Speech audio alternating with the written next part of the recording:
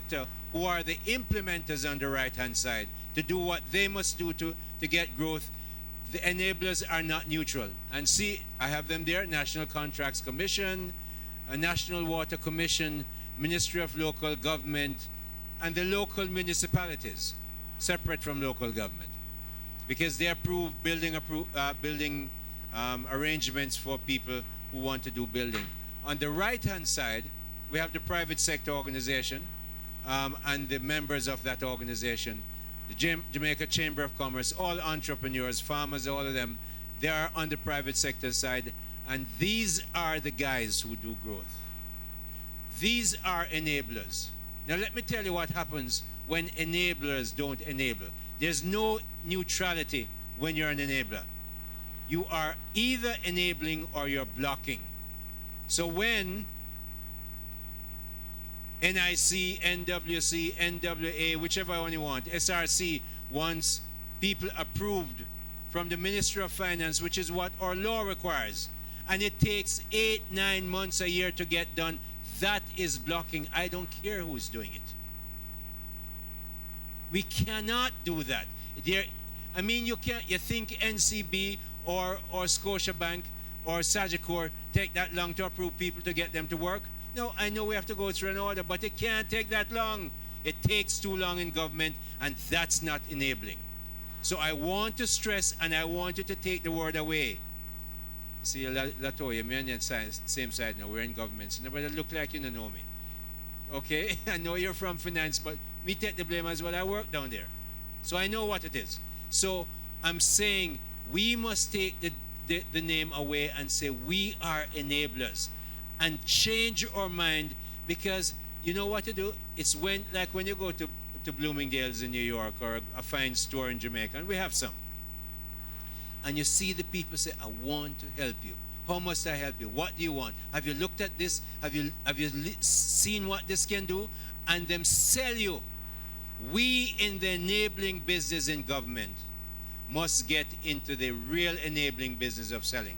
And that means ministers. That means our permanent secretaries. And many of them work very well and very hard and are changing. But we have to keep the encouragement going. I spend a lot of time on this slide because it's important. If you're not enabling, you're blocking. And it's mainly government people who can block. And you see, when you start enabling, you're going to come to this and say, look, these guys need to step up as well, but I have a slide for them, so go to the next one. We work together with enablers and implementers to collaborate closely. That's the term. Collaborate closely with government enablers to enable private sector implementers. In other words, we work with NEPA. We work with NCC. They were here yesterday. We work with them and the Master Builders Association to make sure we collaborate so the building things get done quickly. We collaborate with the private sector to encourage them to make the step, because you know something, when you have the kind of 0.2% growth rate over 10 years and 0.5% growth rate over 20 years, and you look at what we used to do in Jamaica, you think people going to just step up and wake up one day and change just like that? It's not. So people stay. Them going to say, but you know, I've been there before. I've heard this before. And so you have to encourage the private sector people who must implement and invest. We collaborate with the private and public sectors to circumvent and reduce obstacles to growth, and we'll talk about some of those later on. EGC, for instance, this is a clear collaboration. We met with NEPA, and the development plans for parishes, development orders for parishes are vital to get things approved and done in parishes, and to make sure they're done in an orderly fashion. Well, between NEPA and the Jamaica printing service, they were going back and forth for months. So I take up myself, go down there with two of my colleagues from EGC to the Jamaica printing service. I used to say JPS, but I don't say that anymore. I go down there and I find them. And of course they have their struggles and their challenges.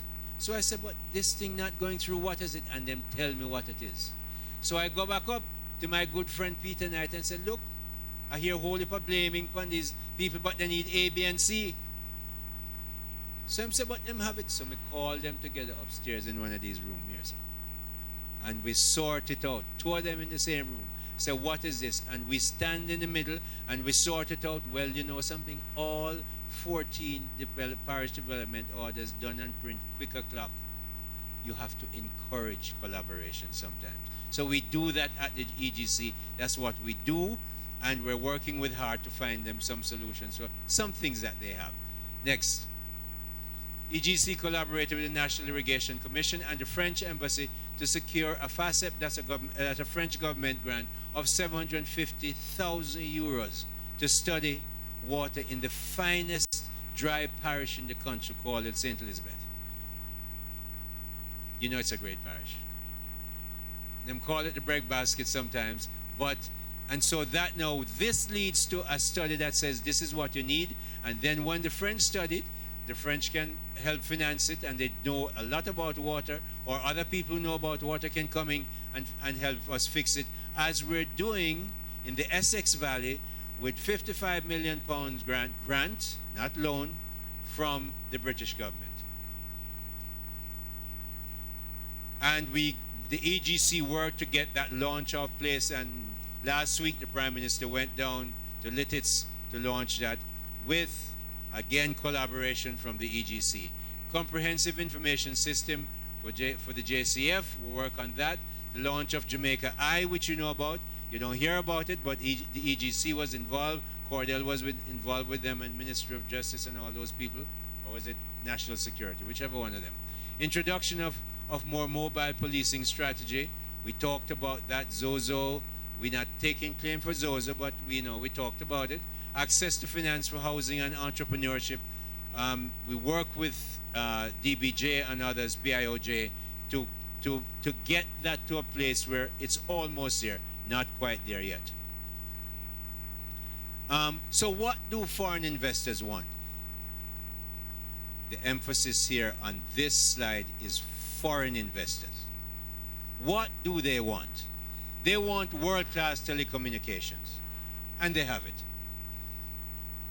The contractor on Hagley Park and Constant Spring may have disrupted it a bit, but it's getting back. But they have it. Educated English-speaking workforce. We have it. Need more education, we're going to talk about that. Low inflation. We have low inflation till we all have to have meeting with the IMF about our low inflation. That, and years ago, Latoya smiles. She says this man is getting out of hand. But it's true. If we fall below our target, we have to talk to the IMF. And you can't believe that 5 years ago, nobody could tell Jamaicans 5 years ago, 3 years ago, that we'd be in a situation where we have inflation so low that it's too low because it doesn't encourage enough growth. It's a lesson in economics. My good friend Keenan, where is he? Or researcher here can tell you about that if you want to know about it. How low inflation doesn't help growth. Too low inflation. Ask Japan. Just look at the Japan numbers. They can't get growth because their inflation is so interminably low forever and ever. Unrestricted foreign exchange regime, we have it in Jamaica. You can change your money. There are certain countries in the Caribbean you can't. You have to get permission. You have to wait months. Not in Jamaica. Strong English law legal system right up to the Privy Council. Very stable and predictable two-party democracy. We had an election in February where one party got one vote more than the other one, and there was no issue about changing of government. That is a stable democracy. That's a big plus that investors look for. Close proximity to the largest economy in the world. That's the United States. That's amazing. You have 1 hour and a quarter, you're in Florida. High NIR, or we have our reserves are very, very high. So, and there was a time when we were buzzing below 2 weeks, close to 2 weeks. Now we have many, many weeks. Good transportation infrastructure, 170 flights per day into Jamaica, and very good all-round weather. And Dennis, we have the best performing stock market in the world consistently for 5 years. Okay? It's not Vietnam. It's not Switzerland. It's not even the amazing United States. It certainly is not China. It's Jamaica.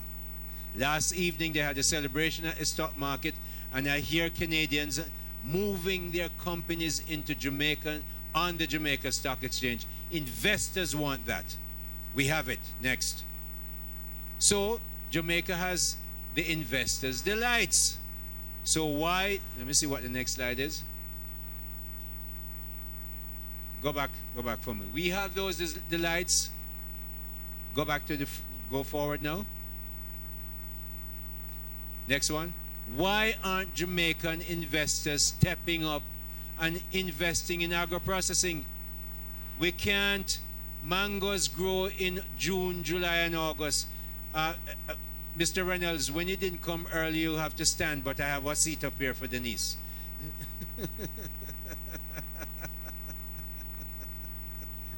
Welcome, Mr. Reynolds, who is my friend from Monroe College. And I think we have one seat up here for you as well. All right. So when we have those kind of arrangements, and since Mr. Reynolds come, go back 2 slides for me. 2 slides. Next one. We have all these things. Low inflation, good transportation, very stable democracy, strong English law, 170 flights into Jamaica a day, proximity to the largest market in the world. Next slide. We have the best stock market for 5 years in the world. That beats the NASDAQ, the S&P, the DAX in Germany, all of them. And not for 1 year, 5 years. So we have all that. So next slide, we have in Jamaica has investors' delights and the best ones in the Caribbean and frankly in much of Latin America too. So next slide. Why aren't we, our investors, stepping up and investing in agro-processing? Mangoes grow in July. The tourists want them in December and January. You have to agro-process them to keep them. What about our agro-storage? Those are what we must encourage investors to get into, because unless you get into those, the farmers can't get that done. Gideon is here. He brought one of the best kibbutz growers, a guy called Talib from Israel, with him this time. Second time Talib is here, talking to Jamaican investors and some foreign investors to get into agro-processing and more agriculture. Foreigners come in, Jamaicans. When you go and get up and start calling the government how Jamaica not into agriculture, we're begging you to get in there. And the economic circumstances are the best that you've seen in 2 generations. So we're encouraging you, grow more onions, grow more sweet potatoes. Britain can't get enough sweet potatoes. I think they import about 147,000 tons of sweet potatoes. We send only 19,000. That market is there waiting, but Gideon is going to fix it. I know he's going to fix it. Orchard crops, avocados, Wegmans supermarket in the United States, they take tons and tons of avocado from Jamaica. They can't get nearly enough. We need to grow more. Lemons, limes, and of course, why aren't Jamaicans investing more in infrastructure? The economic circumstances are good for you. You need to look at it and don't just quarrel when foreigners come and do it. Dennis, move on for me. We enable linkages with the Tourism Council, Mexican and Spanish hotels. Yes, we talk to them and we say, yes, we want to see you buy more Jamaican stuff. And when you're going to build more hotels, we use more Jamaican contractors. Yes, yes, yes. We talk about it because we can't be shy about it. We have to, if we're building an economy and the economy is growing well, we have to go for it. So we want to grow agriculture as well. Next slide. Collaborate with Food for the Poor to drive agricultural growth. See Cordell there and her colleagues from EGC talking with the head of Food for the Poor. They came in, met with Mike and myself, and we're looking at how the EGC can enable what they're doing, and we make sure we cut through the red tape because they can't handle it by themselves. So we get involved, and Mike and I have no shame. Next. Collaborated to help and secure donations and investments. Mike, from his family, as a family, gave a donation for $60 million to coffee growers who were hurting. I must declare I'm on the board of Salada. Salada stepped up with 200 million to buy coffee beans that were drying up and dropping off the trees, and nobody could take them because we had a problem. They're buying resources for their coffee grinding. They don't normally use Blue Mountain coffee. They'll use it to blend, but they saw an issue that needed help. They're in the coffee business. They step up. We're working with that. Next. Continue to push for the advancement of the Procurement Act. It came, the Procurement Act of 2015, that's the date, came to the Parliament in early 2018 on July 3rd.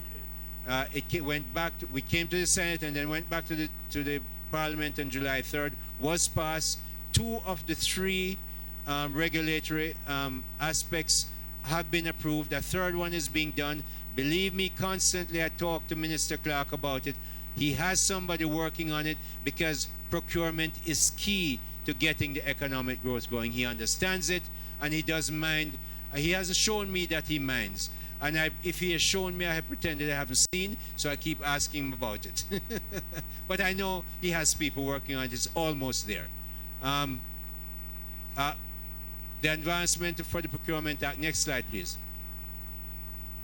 And this is just before we wrap, because we started when I came to the Economic Growth Council in October in 2017. I brought something from when I was advising a then leader of the opposition, who is now Prime Minister, as chair of his Economic Advisory Council, something that I created called the Growth Triangle. Water is at the top. We don't have to talk about water. Listen to my State of the Nation speech in the Senate in about 2 weeks. I'm going to go right through water. Everybody in Jamaica is going to know about water and what we're going to have to do with it, because we've had a bad time over Christmas.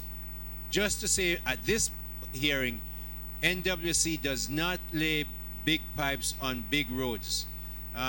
But anything to do with water, we suck it up, because we're one government. Housing, Prime Minister has talked about intergenerational mortgage. That's very important. And new houses. We have to build new houses. People can't live in the kind of place where some Jamaicans live. That has to change. Energy, you know, the story with energy is now under the Prime Minister being fixed. And on the wings, you see grow agriculture and put up approval efficiency in government, which we talked about earlier. Next slide. And that's it. Our focus is delivering robust and sustained economic growth for all. Go back to the first slide as I say thank you.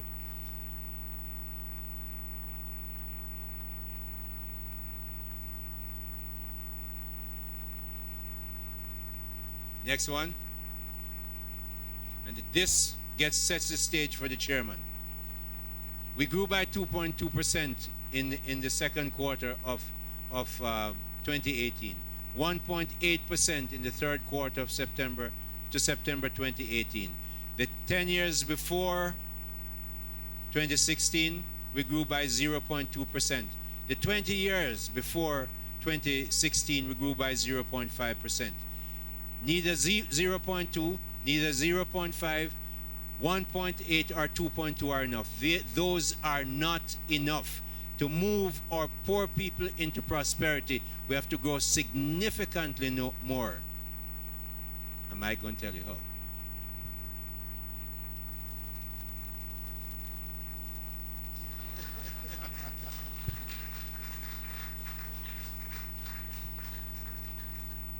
Well, I've been have to beg for a clap for you.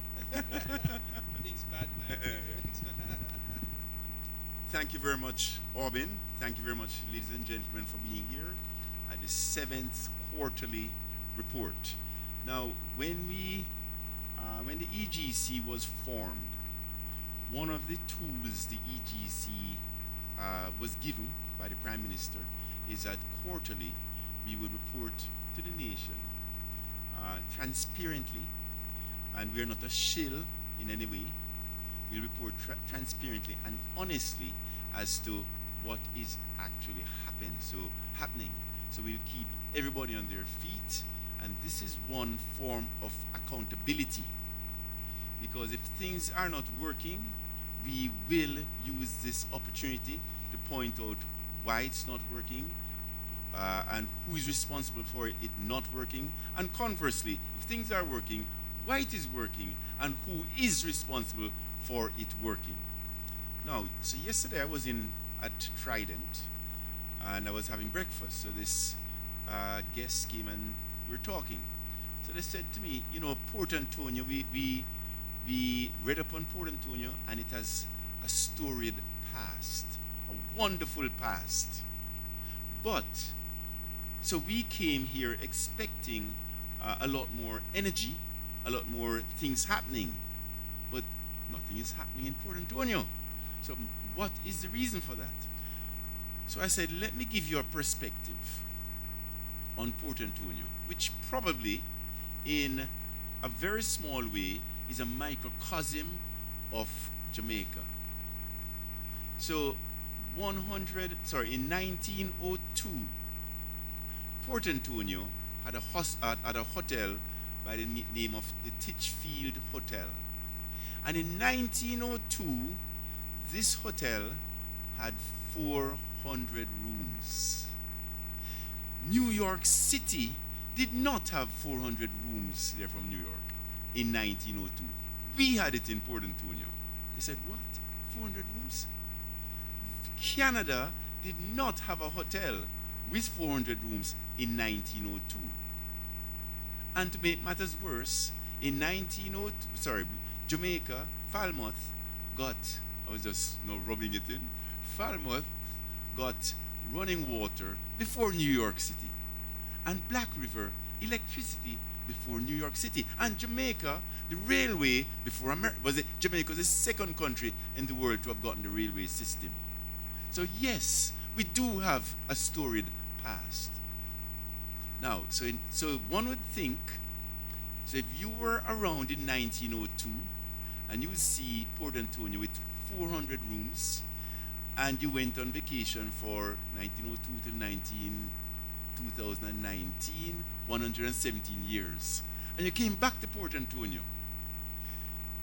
you'd say, wow, this place in 1902, and you're a mathematician, so you think compounding, right?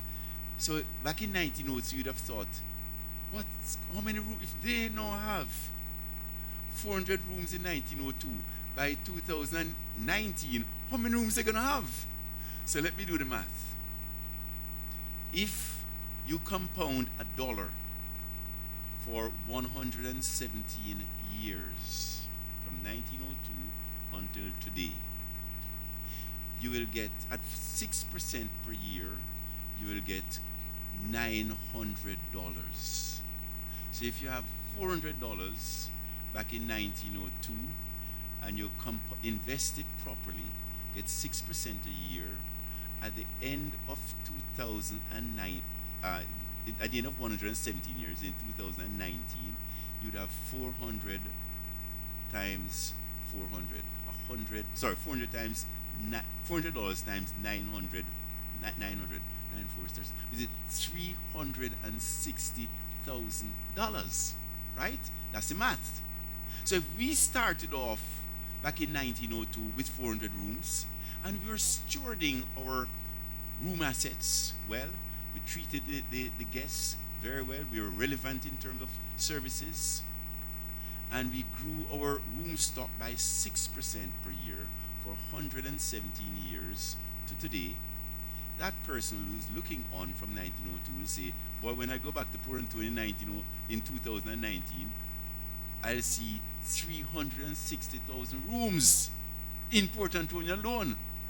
So the question is, how many rooms do we have in Port Antonio today? Remember, we should have 360,000 rooms. How many rooms do we have in Port Antonio today? Less than 400. Can you imagine how that person who was looking on in 1902 would be absolutely shocked, right? It's shocking. 360,000 rooms in Port Antonio alone. We have less than 400. We have 30,000 rooms in the entire Jamaica. So, ladies and gentlemen, we have a lot of work to do to catch up, because I don't know how I could explain that one to my children and grandchildren. What were you doing, Dad, Granddad? Were you sleeping at the wheel? Must have. Now, Peter Drucker, the famous management consultant, once said, culture will eat strategy for breakfast, lunch, and dinner. I think what he meant was bad culture will eat even the best strategy for breakfast, lunch, and dinner. So I'm saying, you know what? We have a lot of introspecting to do as Jamaicans, because as we have been blessed with a beautiful island, fantastic location, British legal system, English language, we have all geographical features, natural resources, and yet we have less rooms today than we had in 1902, when we should have had 360,000. So it's a cultural problem. I'm a Jamaican, so I can say it. So we have to do better in terms of our expectations and our inputs to achieve those expectations. So, those of us who did physics will remember Newton's laws. Newton's first law, which basically says everybody will remain at rest or in uniform motion in a straight line unless compelled to change its state by the action of an external force. So if a body is static, it will remain static unless there's an external force that pushes it to get out of the static state. If it is moving, it will continue to move at that same pace unless an external force pushes it to accelerate. So if we want to change our trajectory, we have to have an external force. We have to do things differently. We have to do things differently. And let's face it, Jamaica, given what our track record has been and where we want to be, is a turnaround situation. Jamaica is a turnaround situation. And if you were the owner of a business that needed to be turned around, here's what you do. And basically, this is what we had to do with NCB. We had to infuse external force. Mr. Hill was one of the external force. We had to bring people in to change to recalibrate expectations. That's what we had to do. So you can't, in other words, if we had just allowed the same business as usual at NCB in 2002, we would not have had the success that we have today. So we brought, our attitude was, we have to change the culture, we have to recalibrate expectations, standards, habits, etc. Unfortunately, and we had in fact, I remember in 2004, 2 years after, the Gleaner wrote an article, The Revolving Door at NCB, because you just don't get the culture right at the first go round. You have to change the culture, the people, or change the people. Unfortunately, with a country, it's different. We just don't have the flexibility in recalibrating the culture and expectations to change the people that readily. Unfortunately. Because if we did, we would have a lot more fluid situation, and we would be a lot more, we would not have entrenched inertia, which is an issue that we're dealing with at the EGC every single day. I'll give you an example, and one of my biggest frustration, and nobody knows this, is the following. I take time out of my week twice per month. I come to Jamaica twice per month, and I dedicate those 2 weeks per month to the EGC. And my expectation is that my diary will be full. I don't like to not work and waste time. When I come here, a continuous quarrel Obin and I have is, why is my diary not full? Obin said, Mike, we tried. We call we call it we call it ministries, departments, and agencies, and everybody's busy. Everybody say we can't make meetings, etc., etc. Or they commit and don't come. No, I'm thinking, holy macros, I have businesses to run. I'm taking my time to come to Jamaica twice per month, and at my cost. And if I can come, how come other people can't come? So we have a cultural problem that we have to deal with, and it goes straight right through the bureaucracy. So if we don't address, and unfortunately, we cannot change the people within the bureaucracy that readily. So I would love, and I'm speaking very honestly, because we have to at some point deal with the issues honestly. And as I said, we have a cultural problem. So if we don't change that cultural problem, we will continue having the equivalent of 400 rooms 100 years from now, which none of us want. And we don't need to do that, because we have right now, the table is set for growth. So let's talk about that. Initially, in 2002, when the EGC was formed,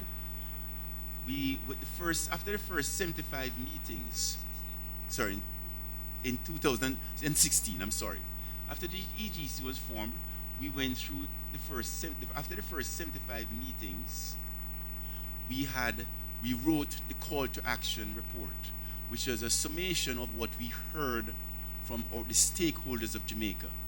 And basically, the call to action report chronicled the 8 growth initiatives that are solutions to the issues that we were facing, and 111 sub-initiatives. And some of the things we heard would include the following. The reason why we're here today in this stagnant state is because there has been a lack of focus on a goal, no plan, and no accountability. Secondly, political tribalism. We are a tribal country. It's either green or orange, and that permeates in how we make decisions. Third reason why we're here is there has been a lack of leadership with a focus on growth. The fourth ail that we suffer is that we have been distracted by fiscal mismanagement. This was back in 2016. Fifth reason is crime. We have a crime problem that we are really not addressing, because we have, let's say there are a few thousand criminals, dons. We have a few thousand criminals, dons, holding to ransom 3 million people. That doesn't make any sense. So we're not really addressing it. Fourthly, it's difficult to do business in Jamaica. Fifthly, we have had poor capital allocation of our financial resources. Sixthly, high cost of capital. Seventhly, poor access to finance. Eighthly, high cost of energy. Ninthly, no confidence by investors. 10th, corruption. 11th, sabotage. 12th, low standards of expectations of self and country. So those were some of the ails that were defined to us when we went through the first 75 meetings. And the call to action report addressed those 75, those ails. So let us now look at what the situation is today in terms of each of those items that I just mentioned. Lack of focus on a goal, no plan, no accountability. Today, we do have a plan. We do have a plan today. We have a goal, 5 in 4, which we are not resiling from. And we have a plan. It's embodied in the call to action report, which was proffered by the EGC. And as I said, it encompasses 8 growth initiatives and 111 sub-initiatives. And there is no plan that will be achieved if there isn't quarterly testing of where we are in terms of that journey.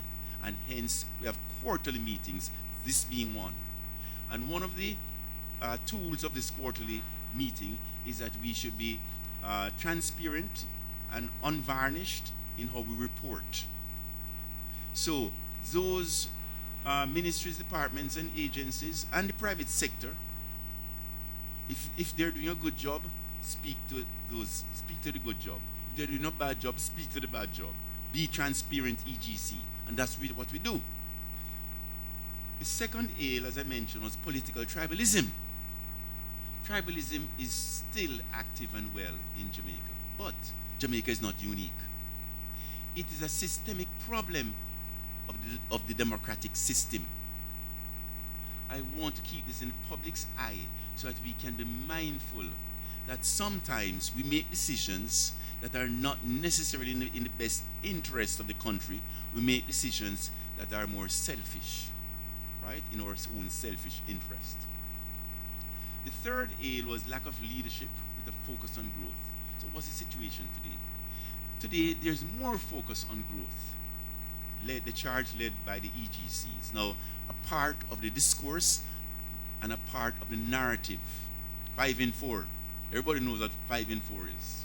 So today, there's more focus on growth than ever before. Now we have a Ministry of Economic Growth and Job Creation. We have an EGC, Economic Growth Council. We have 5 in 4. The focus, as we all know, focus, as we all know, is not absolute. It's a continuum. You can have weak focus and great focus. So, today, for us to achieve sustainable growth, the focus on growth has to occupy the daily attention of everybody within the private sector and the public sector. Everybody, not just the ministers, not just the prime minister, but permanent secretaries, bureaucrats, technocrats. Everybody has to be thinking creatively about how to solve this growth issue.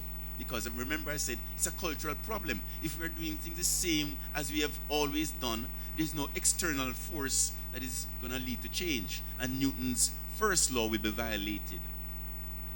Distraction by fiscal mismanagement was another ail that was identified. Today, we have done a wonderful job.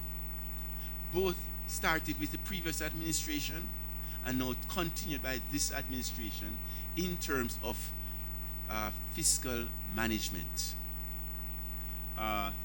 Great job has been done here by both administrations in bringing down debt to GDP from 147% to less than 100%. No one thought it was possible, but we did it. We have maintained a primary surplus of in excess of 7%, which was tough. It cost us a lot of grief, and it's still costing us a lot of grief, but we have done it. And we have maintained a strong NIR, currently at 3.2% billion. The other ail identified was crime. Today, we're still without a national consensus as to how to slay this dragon. We're still without a national consensus. This will need both the government and the opposition to agree on a national plan. We need both sides of the House to agree on a national plan so it doesn't become a political football. The other I identified item was it's difficult to do business in Jamaica. And 3.5 years ago, 2.5 years ago, we all said, yes, we're going to address this issue. Because if we can go up the rank on the World Bank Index of doing business, automatically confidence will be built by international investors, and international will be given our natural assets. Jamaica will sink under the weight of investments. But to me, this is a great disappointment what has happened over the last few years. We have a stated goal of achieving being in the top 5 in the doing business index. Was it in 4 years, 5 years, 3 years? In 3 years. And over the last year, from 17 to 2018, we went from 70th to 75th. Not good. So all of us have to redouble our effort from JAMPRO to all of us, to titles office, to tax office, we have to redouble our effort to make sure we reverse that trajectory from 70th to 75th. Not when our objective is to be in the top 3. Terrible. We have to do better. Poor top 10. Thank you. Poor capital. The other ailment was poor capital allocation of our financial resources. The long-awaited pension reform has just gotten cabinet approval on November the 5th, 2018. And it's now in the hands of the Chief Parliamentary Council for review. We're hopeful that this review will not take another 2 weeks, because this item should have been delivered in early 2017. It's now 2019, so we're 2 years late. So please, Parliamentary Council, we need it off your desk immediately. High cost of capital. The capital cost is going down, yes. Overnight policy rate is not 1.75%, the 9th consecutive decline. Notwithstanding the low overnight rate, consumers are not getting the full benefit of this decline, as financial institutions are still saddled with the asset tax, a 33% tax rate when everybody else pays 25%, and high regulatory capital. These frictional costs are passed through to consumers, hence the reason why retail borrowing rates have not fallen as fast as the BOJ overnight rates. So that we have to address those frictional costs squarely if we are serious and honest about why the consumer is not seeing the benefits of the overnight reduction in rates that is the BOJ is signaling, is actually giving. Poor access to capital, high cost of energy. We have come a long way to reduce our energy costs through diversification away from fossil fuel into renewables, LNG, and in so doing, our industries are a lot more competitive than they were 3 years ago, 5 years ago. So kudos to ESET and the perseverance and just getting it done attitude that ESET led to have gotten us to this point whereby we're a lot less vulnerable to fossil fuel oil price rising. No confidence by investors. That was another ail identified. Consumer confidence today, in fact, this is timely because in today's newspaper, there's an article on consumer confidence, and it's at an all-time high since being measured 17 years ago at 175 points at the end of December.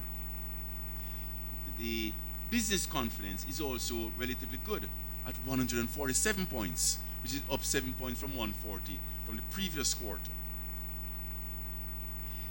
And as all been mentioned, the Jamaica Stock Exchange, as per Bloomberg, in the year 2018 was the #1 stock exchange in the world, and over the last 5 years has been the best stock exchange in the world. Now, I'll just make a passing comment on that. It would be a crying shame if we, as Jamaicans, we have the best stock exchange in the world. It would be a crying shame if we have liquidity that we are experiencing today, and we did not, as Jamaicans, invest in assets, be investors. Because if we don't invest, we're going to miss the boat in terms of a wealth-creating opportunity. The wealth-creating opportunity that is signaled by being the best in stock market in the world should be participated by every single citizen. So I'm imploring Jamaicans, pick the phone up and start saving more, but just don't save. Invest. be an investor, be an owner of our own assets. But if we don't own it in Jamaica, the foreign capital will come and own it for us. Then we are now renters, not owners. And we don't create wealth by being renters. We create wealth by being owners. In addition to, in terms of confidence building, unemployment is at 8.4%. Fantastic. We wouldn't have thought that was possible 3 years ago. Moody, Fitch, and S&P have all upgraded Jamaica with a positive outlook. Again, confidence is strong. The other item identified initially that we had to address is corruption. Now, I still read in the newspaper that corruption is a big problem. I still read about it. And the problem is, we are still timid. We are still timid as a country to have zero tolerance for corruption. We're walking on eggshells around it. We're not addressing it front and center. When was the last time anyone has been, any high-profile person has been to jail for corruption? Not since it was Jag Smith. Not since Jag Smith. So unless we're all pure since then, or we're just not dealing with it.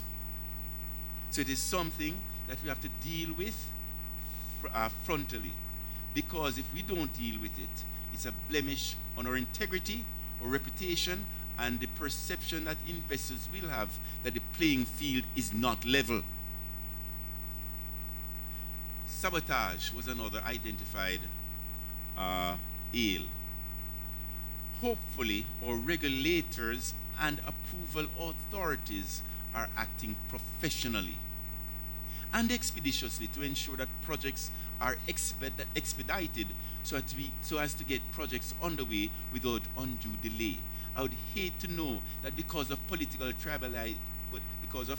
politics, projects are being delayed in the system by those of us who have the authority to approve. I would hate to know that that is happening. And I'm sure Jamaica would hate to know that that is happening. Because if we can just free up the projects in the pipeline, we would have 9% growth. So, those are some of the those are the ails that were identified by stakeholders of Jamaica, and I'm just giving you an update as to where we are today. Now, stakeholders would also include the private sector. So let's talk about the private sector. The private sector, as Orbin mentioned, the public sector is really the facilitator and enabler. The private sector is the entity that does growth. Now, in terms of the private sector, Jamaica, we have, as a private sector person, business person, what are our responsibilities? Firstly, to take risks, right? And be paid for risk. Secondly, to build businesses that are long-term sustainable. Thirdly, to look for new opportunities to start new industries, right? And fourthly, to make a profit. So those are the responsibilities of the private sector. Today, Jamaica is the table is set to do great business. I have friends all over the world. I have friends in Trinidad, Barbados, and they all say to me, of all the Caribbean countries, Jamaica is the best place right now, because Jamaica has a stable currency. The last couple of years it has stabilized. Jamaica has low interest rates. It's business friendly, right? The cost of doing business is competitive now. So Jamaica and the government is pro-business. So my friends tell me that the table is set. So us here in Jamaica, we have to be careful. Us in the private sector, we have to be careful that we're not living in the past, and we don't recognize the real-time situations that we have in Jamaica. The table is perfectly set for business conditions in Jamaica, right? So what are What are the opportunities? And I'm also an investor. And I tell you how, from the perspective of an investor, what I see. Let's talk about tourism. Well, the tourist industry has phenomenal. We have traffic from the tourist industry of 4.4 million people per year. But it's as if to say, the metaphor would be the tourists come to Jamaica, 4.4 million of them, and they bring their own food. Right? Because we import most of the food that they eat. No, Jamaica, we have fertile plains. We don't have winters, harsh winters. We can grow anything, right? So import substitution is a huge opportunity for investors in Jamaica. Import substitution, supporting services and activities for the tourist industry. That's another huge opportunity. We are blessed with the best location, logistics. As an investor, I'm thinking, wow, so many opportunities in the area of logistics. It's a big area, many opportunities. We have we are blessed with the best time zone. Therefore, there are opportunities more in the ICT, opportunities to now also go up from just being mere call centers and go up the value chain, right? Why shouldn't we in Jamaica be doing the outsourcing engineering work, or outsourced legal work, or outsourced accounting work? Why not? We train engineers, we train lawyers, we train doctors, etc., etc. We train analysts, so we can do that. So there's an opportunity here, because every American firm would rather work with a near-shore entity than a far-shore entity. Medical tourism, that's a huge one. Medical tourism, because Americans today, North Americans, specifically Canadians and Americans, the majority of the population, which is classified as a baby boomer, 35%. So 35% of Americans are post-war baby boomers. And we are getting old. Well, we're getting hip issues, joint issues, knee issues, cataract issues, etc., etc. And to provide health care in America is expensive. And Americans are actually going to Indonesia and Philippines to get their cataracts removed, to get their hips replaced, etc., etc. Why can't we do that in Jamaica? We can do it at a very cost-effective rate. So medical tourism is also a fantastic opportunity for investors. Another opportunity that is fantastic is transition from family-owned businesses. A lot of businesses in Jamaica, they're family-owned, and the heirs have gone abroad and they don't want to come back to Jamaica to carry on the business. So there are opportunities to go from family-owned to corporately owned business entities. Another opportunities will be, we in Jamaica, and this is one of the call to action initiatives, that we should be divesting government assets, right? So the divestiture of government assets, government-owned businesses, to corporate privately owned businesses, or publicly owned in terms of stock market owned, is a phenomenal opportunity. Another opportunity would be, we have a lot of great platforms in Jamaica, business platforms, but they need capital. So investing in them to scale them up is a fantastic opportunity. So scaling up of investment of existing businesses. Another opportunity, infrastructure development. 5 years ago, we had no money. So we had to crawl on our belly across the room and beg the IMF to lend us some money, which we did. We swallowed our pride and we did it. Today, and then at that point, we had no money to do infrastructure projects. So we had to invite foreign investors to come in to bring money and bring know-how. Today is different. We have to realize on a real-time basis that today is different. It's different because today we have money. We have liquidity. We have liquidity. We have money at a reasonable cost. pension fund reform is coming also. The government is paying down debt. The majority of the government's debt is held by Jamaicans. So we're getting paid off by the government. So there's more liquidity. We have in this cash, lower interest rates to reinvest in. So we're now eager to put it into productive assets. Right? So before we did 5 years ago, we didn't have capital. We now have capital. So when we invite foreign investors, we don't need to say to them, bring capital also. We can provide the capital. So therefore, and this is something that we have to really be mindful of, that we don't think, we realize we're thinking real time. We know the fact that we have capital. When we invest, when we invite entities to come into Jamaica to do projects, we can negotiate differently than we could have 5 years ago because we have capital. We only need IP, their know-how.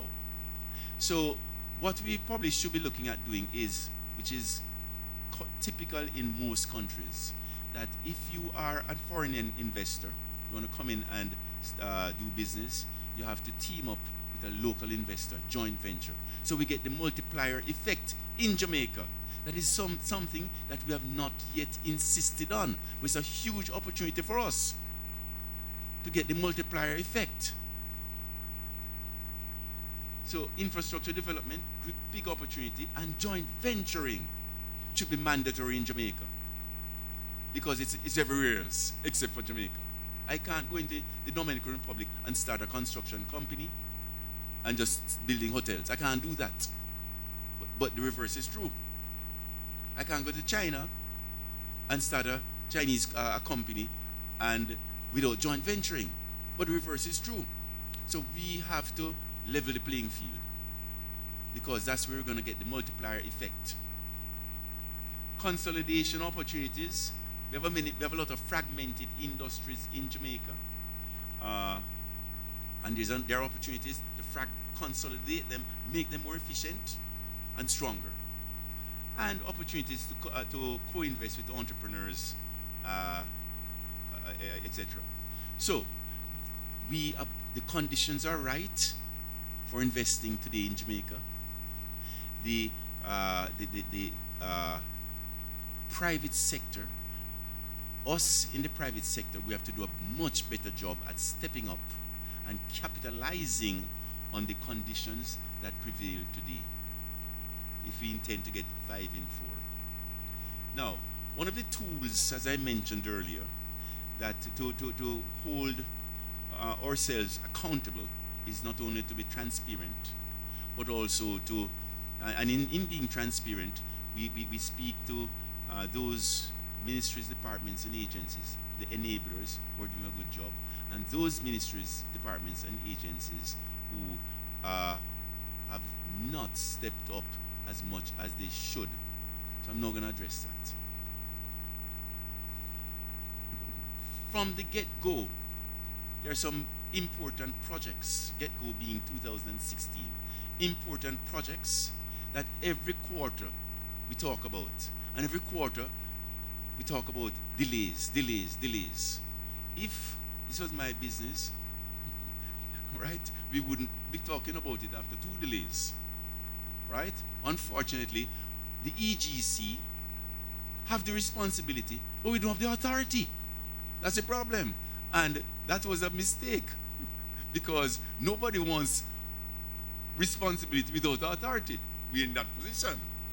We took it because for the greater good.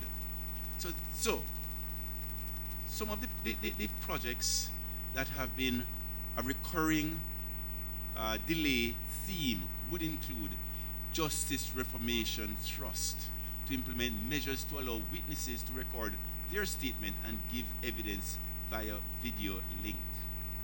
This initiative was originally earmarked for delivery in 50 locations, and it was originally earmarked for delivery to have 50 locations ready to accept video evidence giving, and the initial timeline was it should have been delivered in October of 2017, 1.5 years ago. It's still not done. Not good. It's still not good because we know crime is an issue. And I keep hearing different excuses, but excuses, enough excuses. We need to get it done. So just the Ministry of Justice, Justice Department, all who are the enablers, get the job done. Please. We recently met with the ministry, and I understand that the contract has been amended. The Ministry of Justice is now committed. The Ministry of Justice has given the commitment, and they know it's important. So let us do whatever it takes to ensure that this is delivered. If we need to appoint a project manager to provide daily oversight, then we need to do just that. So let's do it. Justice is a major prerequisite in our goal to achieve citizen security and public safety. We cannot afford a 1.5-year delay. Not good. Another recurring delay theme is the Amanda project. Every quarter I come in here and we give excuses about Amanda. Not good. The Amanda project, which is intended to allow developers to enable them to submit their building plans online, track applications, and process payments, was originally scheduled to be completed by December 2017. 1.5 years ago.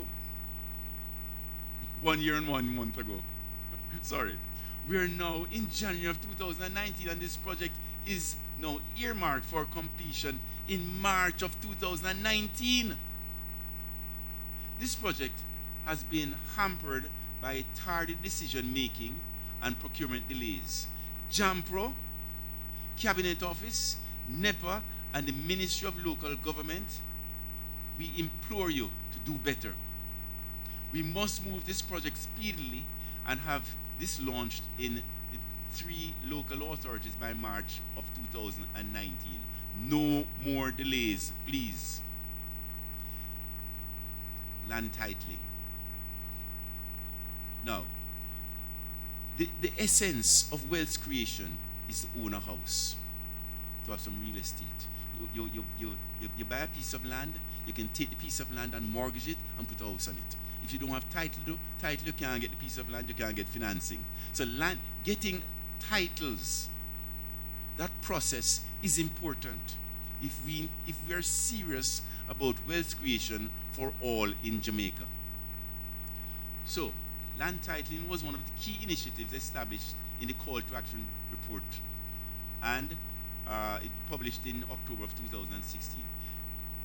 The delivery of just 4,000 titles was scheduled for completion in March of 2019, and it is now pushed back to September of 2019 because of delayed decision making regarding staffing, support, and funding. This is totally unacceptable. We have to do whatever it takes to get this done. People need to get on with their lives, get their titles, get a mortgage, build. That's how we're going to get 5 and 4. The Ministry of Finance, NLA, we need to get it together and make this project a reality. So, in summary, we have come a long way over the last 3 years, 5 years. The table is set, but we need to go back to Newton's first law. We need to step it up. We need to add some external force to drive our GDP from its present state of 1.8% to 5%. Thank you very much.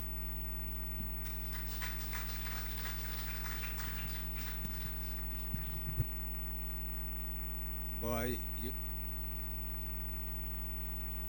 you guys learn fast and learn to clap. Clap again.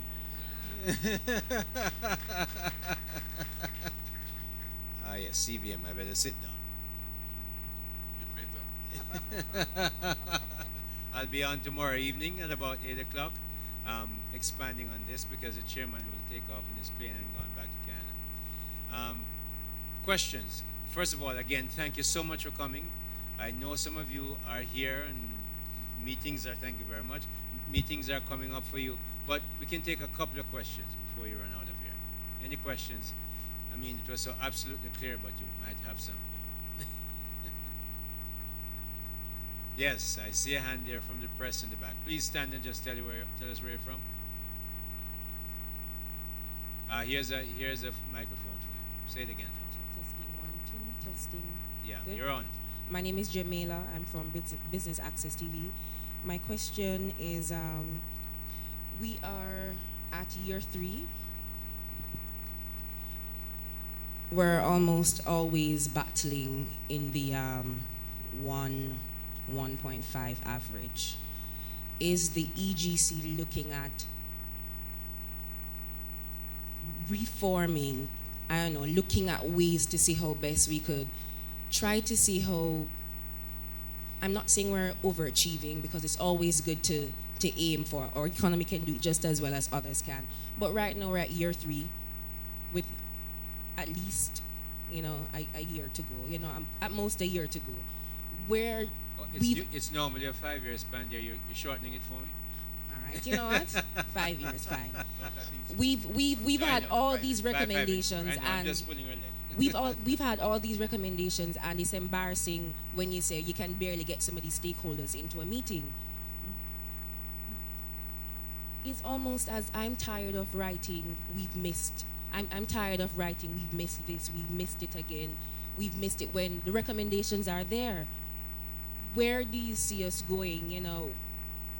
It's almost, I'm tired of writing, we've missed it, and we've had the recommendations, and you can't get some of these stakeholders into a meeting, and these are the major players. All right. It's embarrassing. I want you to look at, we have also made a number of hits.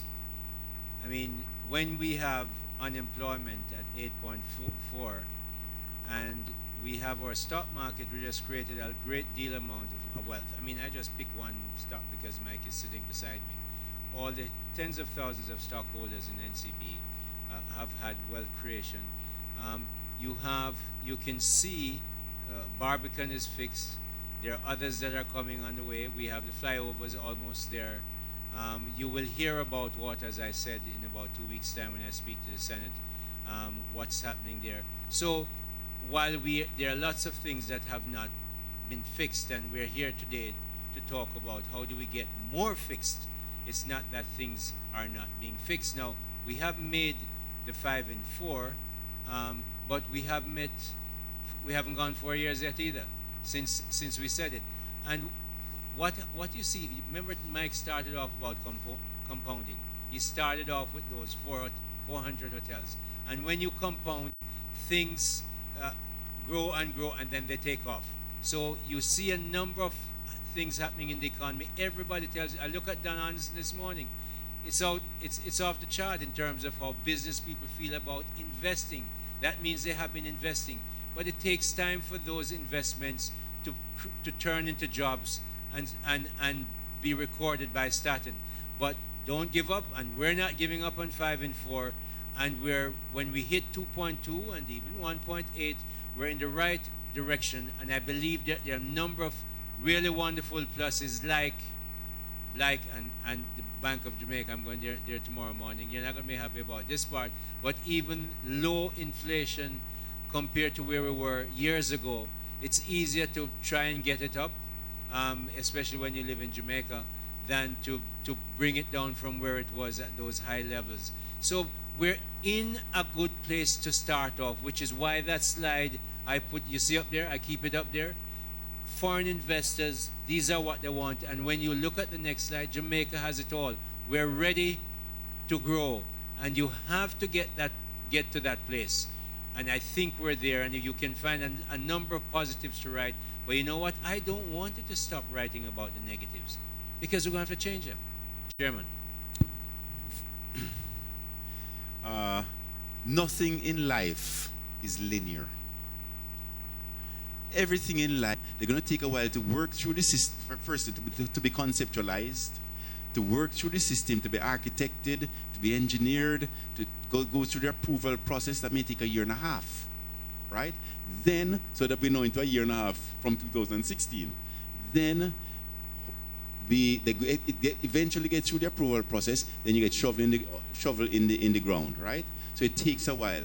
So we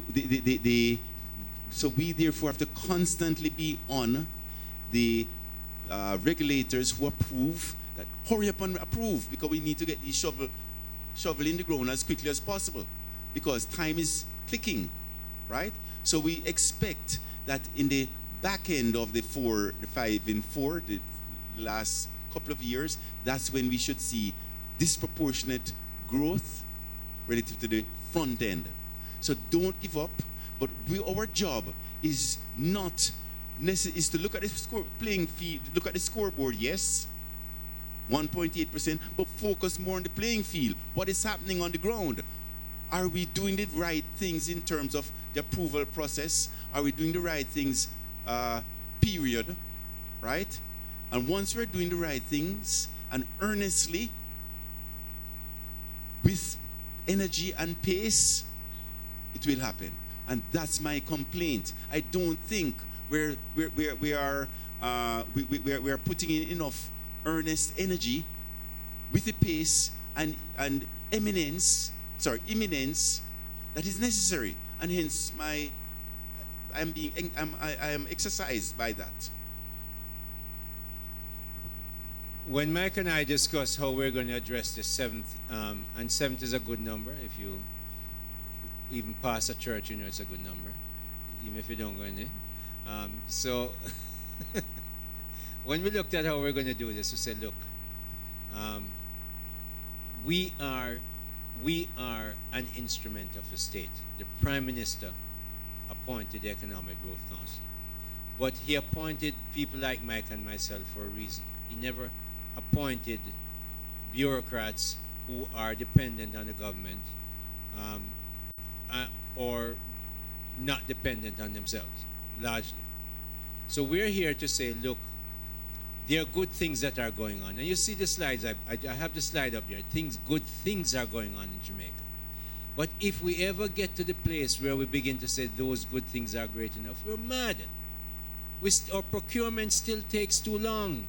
We don't have the linkages we need with the farmers. This is why Gideon is here from Israel, to talk to setting up mother farms where big farmers can farm their stuff and get farmers into their ambit by giving them resources and information and market, above all, a secure market. If we don't change those things, we're not gonna get there. So we are saying publicly as the EGC, good things have been done.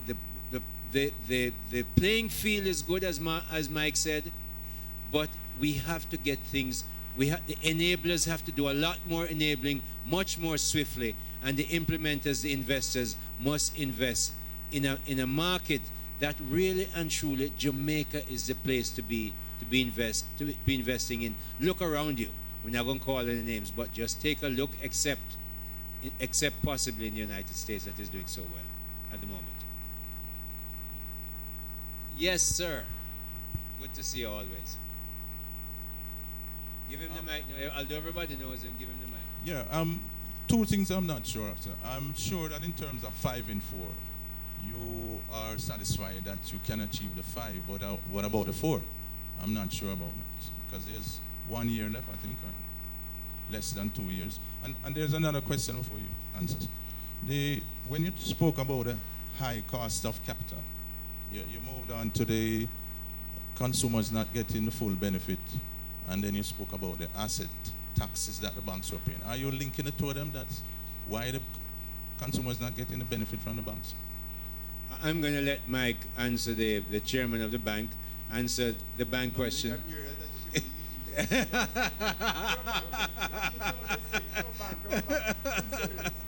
All right, let me take the first one first. Remind me of the first one, because I focus on the.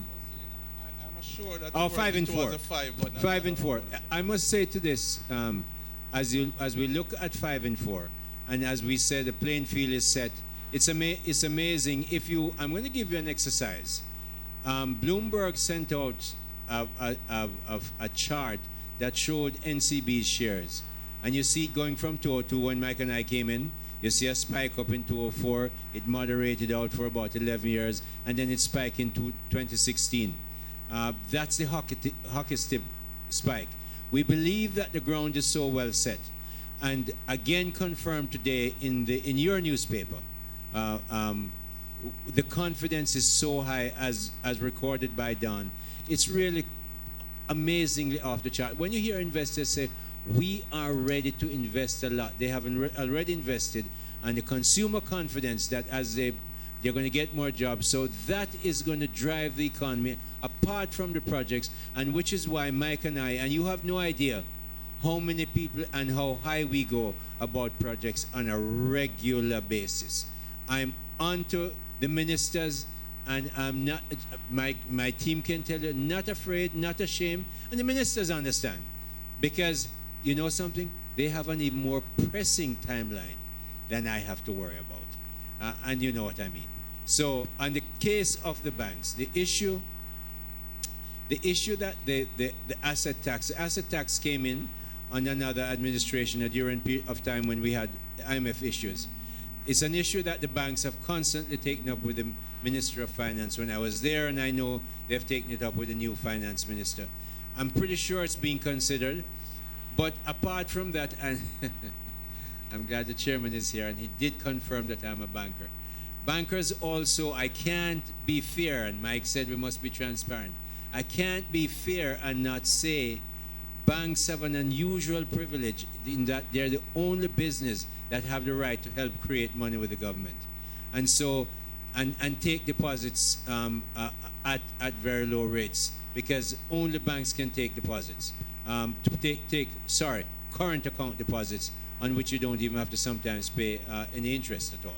So there is a privilege and there's a responsibility. The responsibility came when the IMF program came in, and we really did need money as the economy grows, which is why we're pushing for growth. The finance minister is going to continue to collect more than he expects, as he has been doing. And when that happens, taxes must be reduced. I am one of those people who want to see, remember, I was closely involved in 1.5. I want to see taxes go down. I believe people can spend their money much better than government can. But you know something? Government has to live as well. So that's why economic growth is so important, so that we can reduce the taxes, including the asset tax. It's not only asset tax. I thought you said I should talk about it. The 33%, well, that will come down as taxes come down.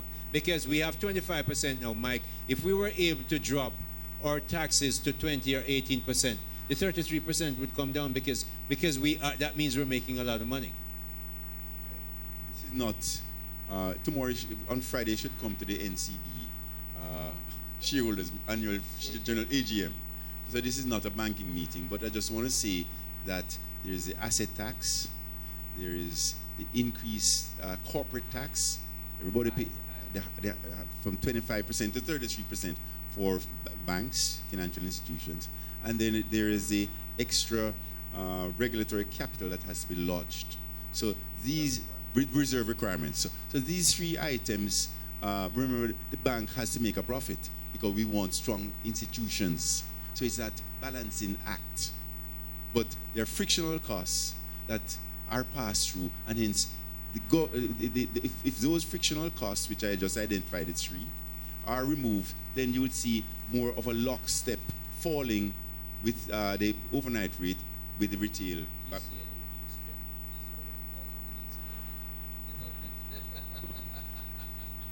Did that answer your question, sir?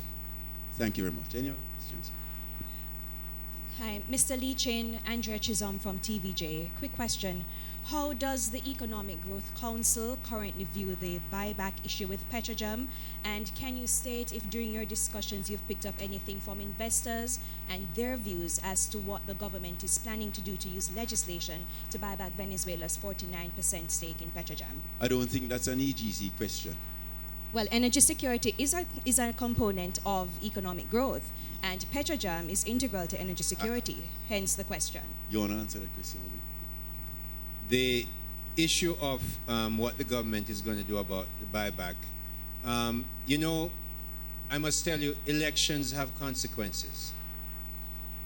When you elect a government, you elect them to make decisions in the interest of the nation. Mike cannot make decisions in the interest of the entire nation as the chairman of the biggest bank in the country. We have politicians who get elected to do that. And when you get elected with a certain platform or with a certain political leaning, and with a responsibility to look after the welfare of the government, you have to give them the room to make those decisions. You know when you can talk to them again? When they come back to the polls. You don't they make a decision that's not right and you don't like it, you talk to them at the polls. But until then, they have a responsibility to make decisions that they see are in the best interest of the government. And the population at that time said, we believe that it's your view we want to run the government for the next 5 years. The elections have consequences. Next question. Yes.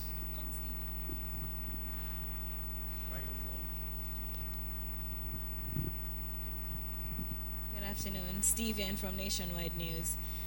Mr. Chin and Mr. Senator, what sort of intervention can be made? I noticed I didn't hear anything about the issues with exporting, and there's this constant complaint even up to yesterday. The JMEA boss was complaining that it is still too expensive to export versus to import in Jamaica. What sort of intervention can the ECG make in that regard? We just I attended in Minister Shaw's delegation to Israel recently, and we're looking at how Israel handles agriculture, water, and just pure economic growth year after year after year, especially since Netanyahu has been as Prime Minister Netanyahu. And what you find is we put obstacles in the way of exporters. You should be saying, head up to the wharf, see a ship here, or if you want to go to the airport, and put it on there at the least obstacle, because we come from a place, frankly, and this is historical, and whoever wants to take me on, I don't care. When our former colonialists were here, we were not supposed to export to them unless they decide what it was, like sugar. Okay? So all kinds of barriers were put up because export should come in, and we're idiots. Some of those laws are on the books. There's one in there about that affects lobster, that is in there from the 1860s. You know what? It's about quarantine. Quarantine was about cow and dogs. But the way the law was written, it affects lobsters, and so the lobster exporters have to quarantine lobster. Foolishness. So you know what? The Colombians and the Nicaraguans and everybody else come and take our lobster. So we are foolish. We need to change those laws. I would love to see you, Stevian, and your colleagues in the press take up a campaign every week when you write all 3 articles about how we're foolish. And therefore get people to change the laws that encourages exports. Give incentives to export, so that when Gideon from Israel and the Jamaican people who are now growing agricultural products to go to Britain, we deal with the issues that are in an international treaty, but we don't put our problems that sweet potatoes can get to Britain quickly. We need to change that, and that's part of the culture that Mike spoke about earlier.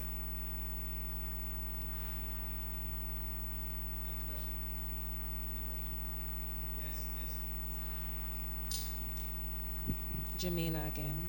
So our IMF SBH should end sometime in November. Does the EGC think that the country right now is in a position to function effectively, take care of itself, its fiscal responsibilities, given all these recommendations that has been made? Where do you see us post IMF? Well, at some point, we have to take the training wheels off. At at some point.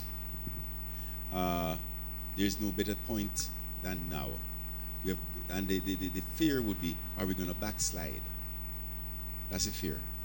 But the situation today is that we have more, well, first we have had the experience, and it's recent, and we have put in oversight bodies on our own to make sure that we don't backslide. So I would not feel any angst in taking the training wheels off right now, making and maintaining oversight by private sector entities, stakeholders, and having meetings like this where we are very honest, open, and transparent. It's just, as far as we are concerned, it's in our national interest to be transparent. So the fact that you have an EGC, you have EPOC, etc., etc.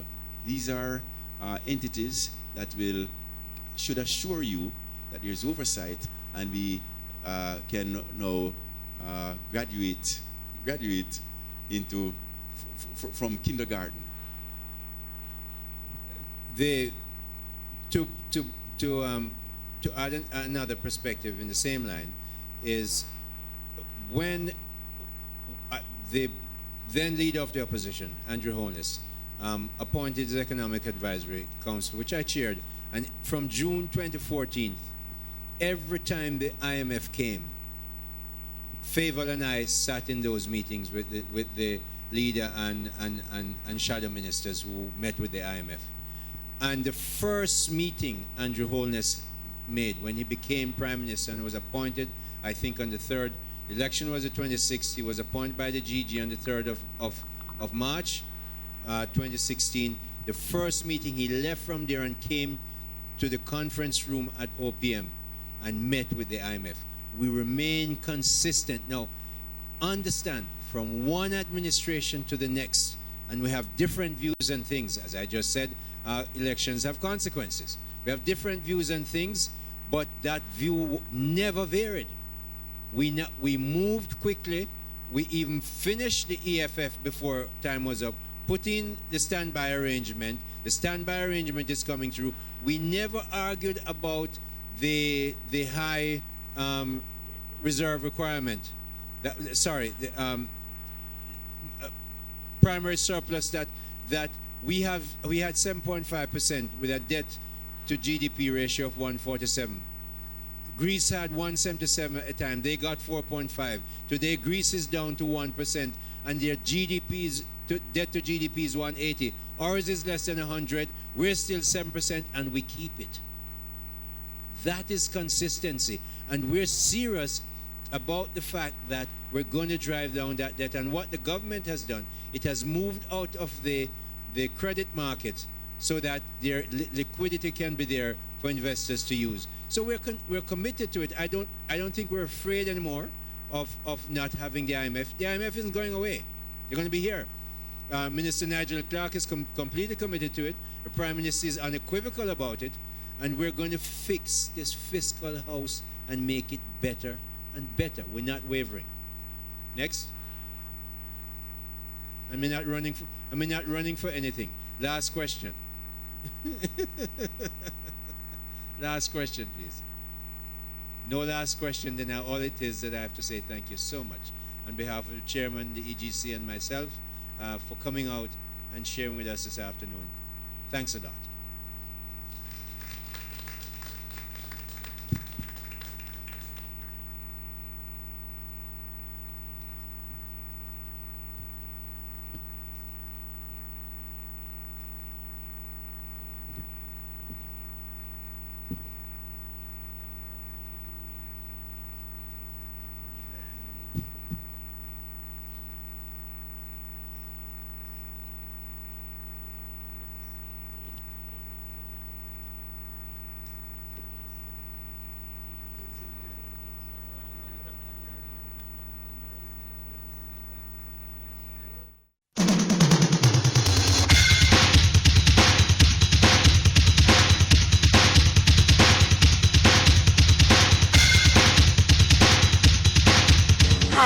Evelyn Williams Mills, Jamaica 400 champion, and you're watching PBCJ People's Station.